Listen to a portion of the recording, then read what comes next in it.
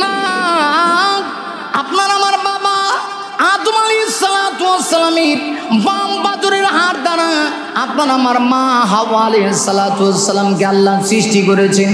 যেদিন আপনার আমার মা হাওয়া আলাইহিস সালামকে আল্লাহ সৃষ্টি করেছেন, এই দিনটাও ছিল মুহররম মাসের 10 তারিখ। আদম আলাইহিস সালাম আর মা হাওয়া আলাইহিস সালাম দুইজনকে সৃষ্টি করে আল্লাহ জান্নাতে থাকতে দিলেন। আমরা কিন্তু আসল বাড়ি আমাদের জান্নাতে, আসল বাড়ি জান্নাতে। আমরা দুনিয়াতে এসেছি, আমরা দুনিয়ার মুসাফির। হযরত আদম আর হাওয়া মা এবং বাবাকে জান্নাতের ভিতরে দিলেন, দিয়ে আল্লাহ পাক কোরআনে বলেছেন, ঘোষণা করে দিয়েছিলেন, ইয়া আদম উসকুন আনতা ওয়া যাওজুকাল জান্নাহ। আরে মুমিন, আমার আল্লাহ বলেন কোরআনের ভিতরে আদম আর মা হাওয়া উভয়জনকে জান্নাতে দিয়ে আল্লাহ ঘোষণা করেছিলেন, আদম এবং হাওয়া তোমরা স্বামী আর স্ত্রী উভয়জন জান্নাতের ভিতরে থাকো। কুলা মিনহা রাগাদান হাইতু শিতুমা, জান্নাতি যেখানে ইচ্ছা সেখানে যাও, যা ইচ্ছা তাও খাও, সব কিছু উন্মুক্ত। সাবধান, লা তাকরাবা হাদিস সাজারা, ওই যে একটা গাছ দেখা যায়, গাছের নাম গন্ধম। গন্ধম গাছের ফল খাবা দূরের কথা, কাছেও যাও না। আল্লাহ বলেন যদি কাছে যাও ফাতাকুনা মিনাজ জালিমিন, তোমরা জালেমদের অন্তর্ভুক্ত হয়ে যাবে। আল্লাহর অর্ডার, জান্নাতে থাকো, জান্নাতে খাও, জান্নাতে ভ্রমণ করো, স্বামী স্ত্রী আরামে থাকো, সাবধান ওই গাছের কাছে যাও না। এটা ছিল একটা কৌশল। আল্লাহ দুনিয়াতে তো আদমকে পাঠাবে, কারণ পরবর্তী নেক্সট প্রজন্ম আদমের সন্তান পৃথিবীতে আসবে।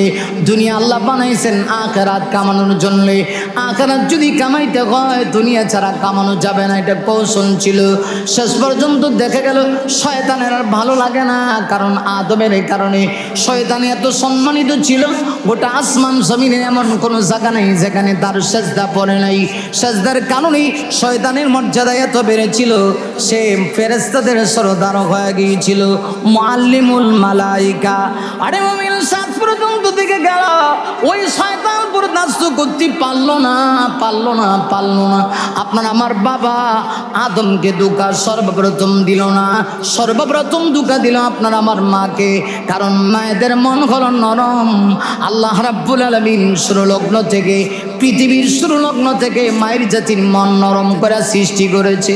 ধোঁকা দিয়েছে শয়তান, ডাক দিয়া কয়, হাওয়া গো, আপনি যদি একটা বার ওই জান্নাতের ফল গন্ধম গাছের ফলটা যদি খান, স্বামী আর স্ত্রী কত আরামে আছেন, আর কোনোদিন জান্নাত থেকে আপনাদেরকে বের হওয়া লাগবে না।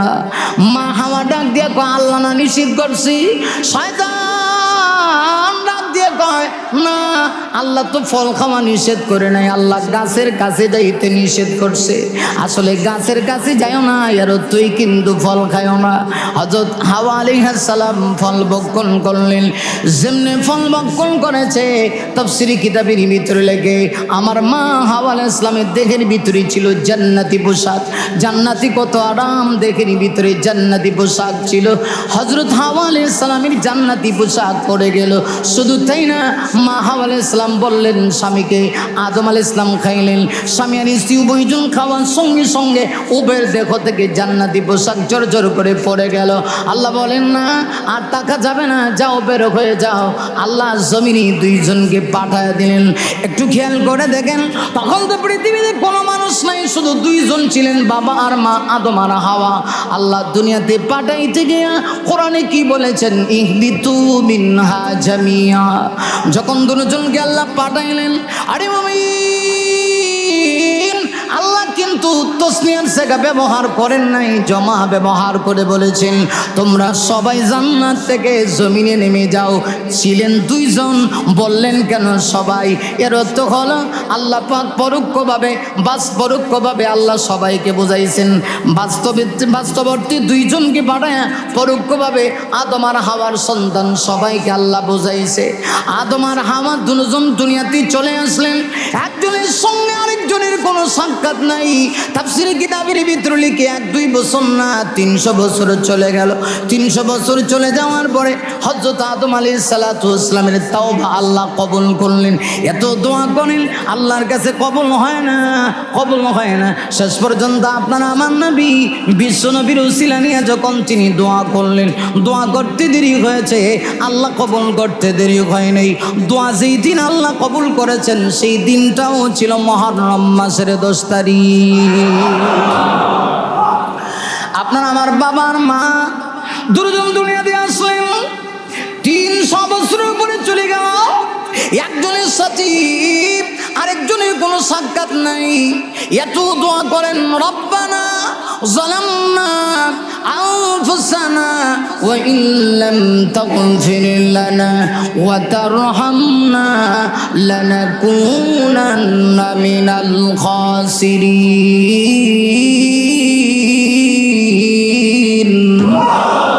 হাত বাড়ায় আল্লাহর কাছে দোয়া করতেন, প্রভু রব্বানা যালামনা, আমাদের রব আমরা জুলুম করেছি, আনফুসানা আমাদের নফসের উপরে, ওয়া ইল্লাম তাগফির লানা, রব আপনি যদি ক্ষমা না করেন কে ক্ষমা করবে, ওয়া তারহামনা আর মেহেরবানি করে আপনি আমাদের উপরে দয়া করুন, লানাকুনান্না মিনাল খাসিরিন, আপনি যদি দয়া না করেন আমরা ক্ষতিগ্রস্তের মধ্যে পড়ে যাব। এত দোয়া করে দোয়া কবুল হয় না। 300 বছর চলে গেল। আদম নবী স্মরণ হয়েছে, জান্নাতের গেটের ভিতরে যখন ঢুকেছিলাম আমার আল্লাহর নামের সঙ্গে আল্লাহ পাক আর একটা নাম লিখে রাখছে। সেই নামটা কি? লা ইলাহা ইল্লাল্লাহু মুহাম্মাদুর রাসূলুল্লাহ। আদম নবী দোয়া করলেন সন্তানের উসিলা নিয়ে, মুহাম্মাদুর রাসূলুল্লাহ, আল্লাহ আমার সন্তান, আল্লাহ আপনি তাকে এত সম্মানিত করেছেন, আল্লাহ আপনার নামের সঙ্গে তার নামটা আপনি লিখে রেখেছেন, আল্লাহ তার উসিলায় আপনি আমার দোয়া কবুল করুন। আল্লাহ দোয়া কবুল করলেন। দুইজনে একত্রিত হইলেন। যে দিন ছিল মুহররম মাসের 10 তারিখ, আরাফার ময়দানে আপনার আমার বাবা আদম আর হাওয়া দুইজনে আবার একত্রিত হয়ে গেলেন। সুবহানাল্লাহ। তাহলে এই মাসটা, এই মাসের 10 তারিখ আল্লাহর কাছে আগে থেকেই সম্মানিত। আদম আর হাওয়া মা এবং বাবা তারা ভুল করেছিলেন, ভুল করে অনুতপ্ত হয়েছিলেন, লজ্জিত হয়েছিলেন। আল্লাহ রাব্বুল আলামিন তাদের দোয়া কবুল করে নিলেন। শেষ পর্যন্ত যেদিন দোয়া কবুল হইল এই দিন হলো মুহররম মাসের 10 তারিখ। আল্লাহু আকবার। এই জন্যে প্রিয় ভাইরা, এই মুহররম মাসের 10 তারিখের মর্যাদা পৃথিবীর সৃষ্টি লগ্ন থেকেই ছিল, ঠিক কিনা? আর জোরে বলেন ঠিক কিনা?